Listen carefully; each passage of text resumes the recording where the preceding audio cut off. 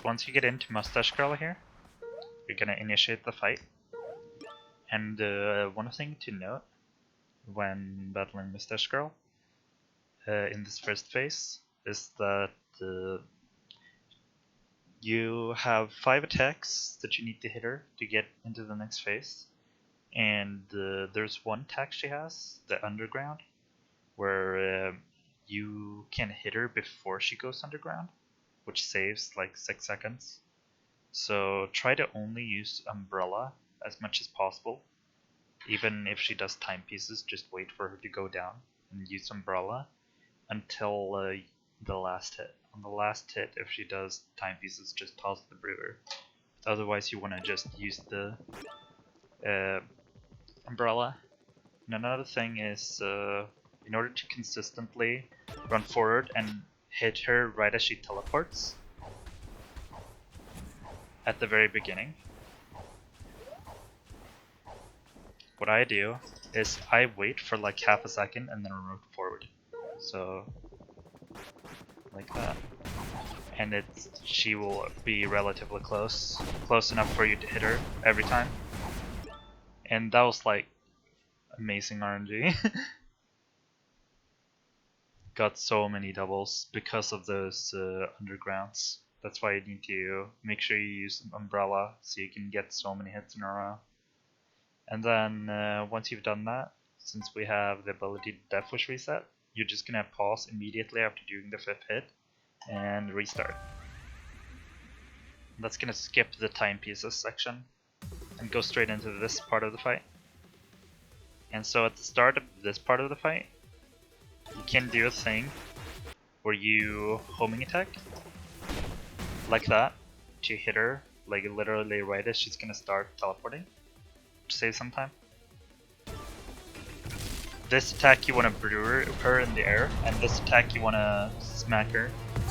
And the way RNG in this phase works is those 3 attacks are the only attacks she has. And once she's done them all, she's gonna do them again, but in a different order. So here, she always starts with this attack. So she does timepieces, then means she's gonna be here. And now she's gonna be doing the slap like that. Because just process of elimination of which ones she had already done. And then once you're done with this phase, she's gonna do this attack. At which point you can toss a Brewer at her to end the phase early. That's gonna make it end like right away.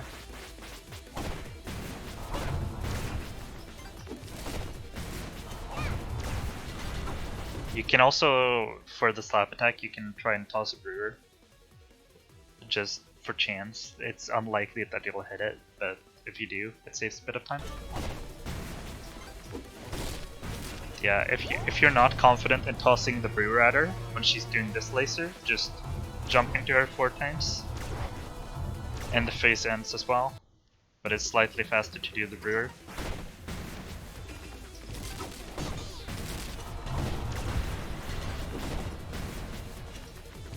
Like that, I hit the chance Brewer. So yeah, I hit the Brewer there and it ends the phase immediately.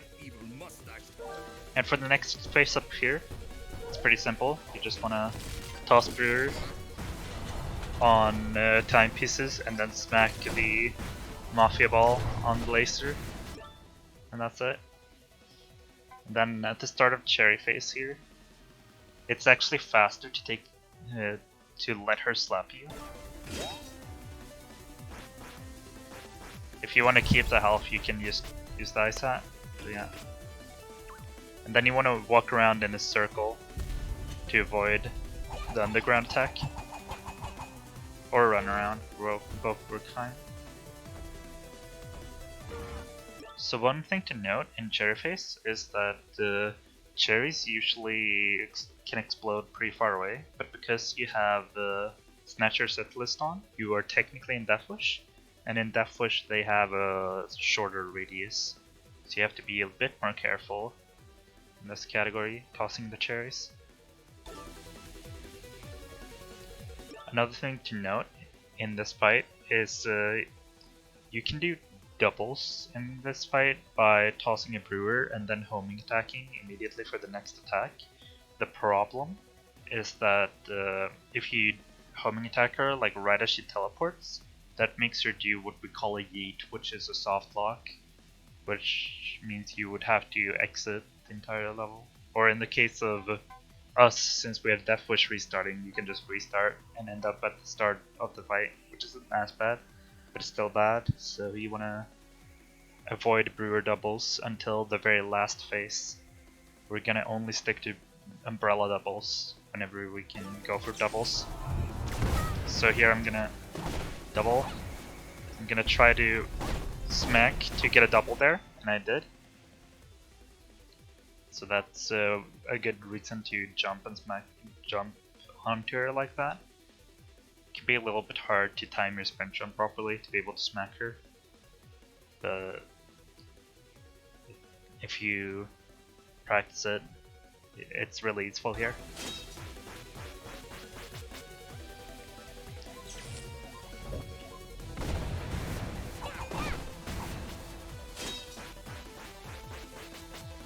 Just avoid getting hit. You don't want to take unnecessary damage. Go for all the brewer doubles.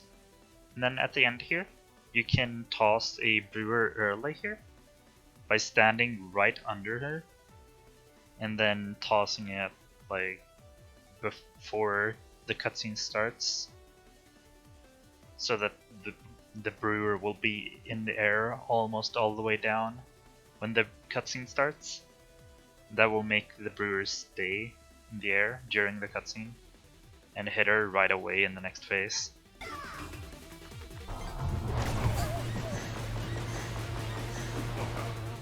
So I was too close and tossed a bit early, but that's basically the idea.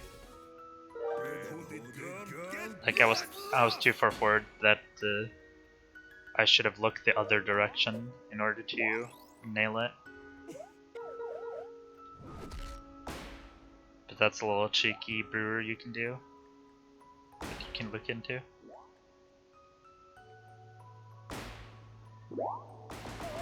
And then for this phase coming up, there's 4 attacks. There's timepieces, there's the slap attack, there's the laser, and there's the stomp attack.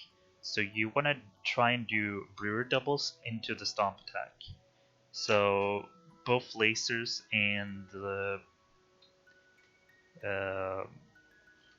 slap attack work well for tossing a brewer, and then you try to homing attack right after.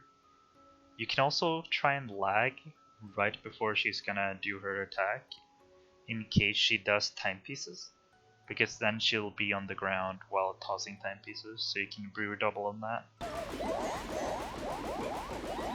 But yeah, the attack RNG works the same, where she does her 4 attacks and then she does them again in a different shuffled order.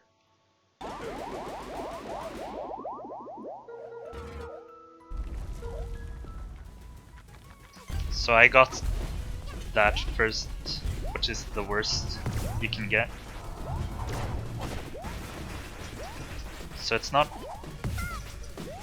worth to go for doubles in that situation, since obviously I can't get stomp until all the other attacks have played, but now I want to try and go for doubles.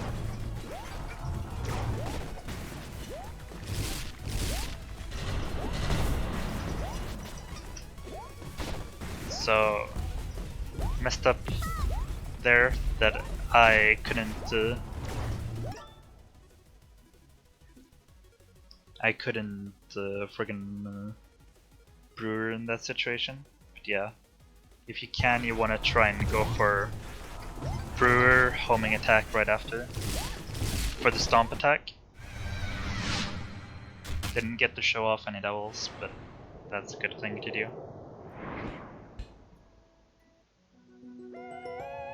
Then here you want to hold up left, dive, boost, and jump into the timepiece.